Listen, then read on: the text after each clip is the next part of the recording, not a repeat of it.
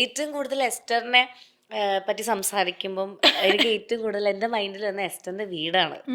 ഞാൻ കുറേ വീഡിയോസ് കണ്ടിട്ടുണ്ട്, അതുപോലെ എസ്റ്ററിൻ്റെ ഈ സോഷ്യൽ മീഡിയയിൽ ഫോട്ടോസും അങ്ങനെയൊക്കെ കണ്ടിട്ടുണ്ട്. സോ ഇറ്റ്സ് ലൈക്ക് പ്രോപ്പർ ഏതൻ തോട്ടം അങ്ങനെ എനിക്ക് തോന്നിയിട്ടുണ്ട്.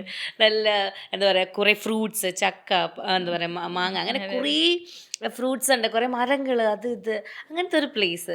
So I was like how beautiful it is എന്ന് എനിക്ക് തോന്നിയിട്ടുണ്ട്. അതായത് നമ്മളെല്ലാവരും ലൈഫിൽ ആഗ്രഹിക്കുന്ന ഒരു ടൈപ്പ് ഓഫ് ഒരു വീട്. നമ്മൾ പറയില്ല, ഇപ്പോൾ റിട്ടയർമെൻ്റ് ഒക്കെ കഴിഞ്ഞ് കഴിഞ്ഞാൽ നമുക്ക് ഇതേപോലെ ഒരു വീട്ടിൽ റിലാക്സ് ചെയ്ത് രാവിലെ ഒരു ചായ കുടിച്ചൊരു പത്രമൊക്കെ വായിച്ചൊക്കെ ഇരിക്കണം. ഇത് ആഗ്രഹിക്കുന്ന ഒരുപാട് പേരുണ്ട്. പക്ഷെ എസ്റ്റർ അങ്ങനത്തെ ഒരു ഹൗസിലാണ് ജീവിക്കുന്നത്. സോ അങ്ങനത്തെ ഒരു എൻവയോൺമെൻറ്റ് ബെസ്റ്റൻ്റെ ടീനേജ് തൊട്ട് അല്ലെങ്കിൽ ആ ഒരു കാലഘട്ടത്തിൽ എത്രത്തോളം ഇൻഫ്ലുവൻസ് ചെയ്തിട്ടുണ്ട്? എന്താണ് ഒരു പെർഫെക്റ്റ് ബ്യൂട്ടിഫുൾ ഹൗസ് എന്നുള്ളൊരു കോൺസെപ്റ്റ് ചോദിച്ചു കഴിഞ്ഞാൽ എസ്റ്റൻ്റെ ഒരു ഒപ്പീനിയൻ എന്തായിരിക്കും?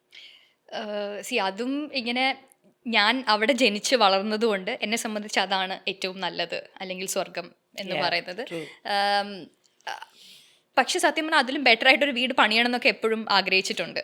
ഇത് എനിക്ക് തോന്നുന്നു ഒരു 20-21 വർഷം മുമ്പ് വെറും 1.5 ലക്ഷം രൂപയ്ക്ക് പണിതൊരു വീടാണ്. അത് കഴിഞ്ഞിട്ട് നമ്മളൊരു ദൃശ്യമൊക്കെ കഴിഞ്ഞ് കുറച്ച് ഫൈനാൻഷ്യലി ഇതായപ്പം ഒരു 4-5 ലക്ഷം രൂപ പണി കൊടുത്ത് കുറച്ചൊന്ന് റെനോവേറ്റ് ചെയ്തു, അത്രേ ഉള്ളൂ. പക്ഷെ അത് വളരെ സിമ്പിൾ ആയിട്ടുള്ള ഒരു വീടാണ്. ഇറ്റ്സ് ദാറ്റ് അതിൻ്റെ എക്സ്റ്റീരിയറിൽ ഇങ്ങനെ ഒരുപാട് മരങ്ങളുണ്ട്, തോട്ടങ്ങളുണ്ട്, പക്ഷികളുണ്ട്.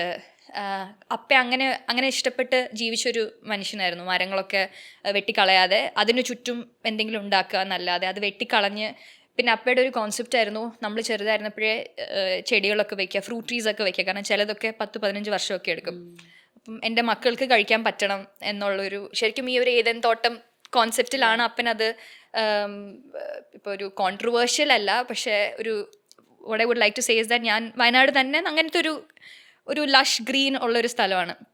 സോ ഞങ്ങളുടെ ക്രിസ്ത്യൻ ചേർച്ച് ഇരുന്നത് അങ്ങനെ ഒരുപാട് മരങ്ങളുള്ളൊരു സ്ഥലത്തായിരുന്നു. പക്ഷേ ഓവർ ദി ഇയേഴ്സ് അടുത്തുള്ള മരങ്ങളെല്ലാവരും വെട്ടി ബിൽഡിങ്സ് വെച്ചു. കാരണം പള്ളിക്കും അതിൻ്റെതായ ചിലവുകളൊക്കെ മീറ്റ് ചെയ്യാൻ വേണ്ടിയിട്ട് ഹാളുകൾ പണിതു. അപ്പോൾ പണ്ടുള്ളൊരു ഗ്രീനറി ആ പള്ളിക്ക് ചുറ്റുമില്ല. അപ്പോൾ അപ്പൻ എപ്പോഴും പറയും, ദൈവം എവിടെയാണ് ഉള്ളത്? നമ്മുടെ വീട്ടിലാണ് ഉള്ളത്. ബിക്കോസ് എല്ലാ പക്ഷികളും എല്ലാം നമ്മുടെ അടുത്തേക്കല്ലേ വരുന്നത്. കാരണം അവിടുത്തെ മരങ്ങളെല്ലാം വെട്ടിയപ്പം ശരിക്കും ഒരു ഏതൻ തോട്ടം പോലെ ക്രിയേറ്റ് ചെയ്യുന്നുള്ളത് അത് അപ്പൻ്റെ ഒരു വിശ്വാസമാണ്. അപ്പം അങ്ങനത്തെ കുറേ ഫിലോസഫിയിലാണ് ഞങ്ങൾ വളർന്നത്.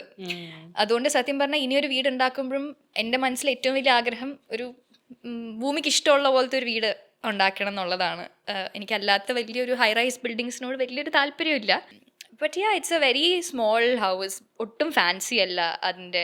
പക്ഷെ അങ്ങനെ ഒരു വീടുണ്ടാക്കുമ്പോൾ അതിൻ്റെതായ ബുദ്ധിമുട്ടുകളുണ്ട്. ചെതല്, അത് ഇത് പെട്ടെന്ന് അതെ, കാരണം ആൾക്കാർ വിചാരിക്കുന്ന പോലെ ഇത് ബ്യൂട്ടിയൊക്കെ ഉണ്ട്, പക്ഷെ അത് ഭയങ്കര പാടാണ് മെയിൻറ്റെയിൻ ചെയ്യാനും. ഇപ്പൊ തന്നെ കംപ്ലൈന്റ് പറയുന്നുണ്ട്, അതിന്റെ മോൾ വശം ഇപ്പം ഇടിഞ്ഞ് വീടെന്നൊക്കെ പറഞ്ഞ് അമ്മ എപ്പോഴും കംപ്ലൈന്റ് പറയും, നിങ്ങളുടെ ഏതൻ തോട്ടം എന്നൊക്കെ പറഞ്ഞു. സോ ഇറ്റ്സ് എന്താ പറയുക.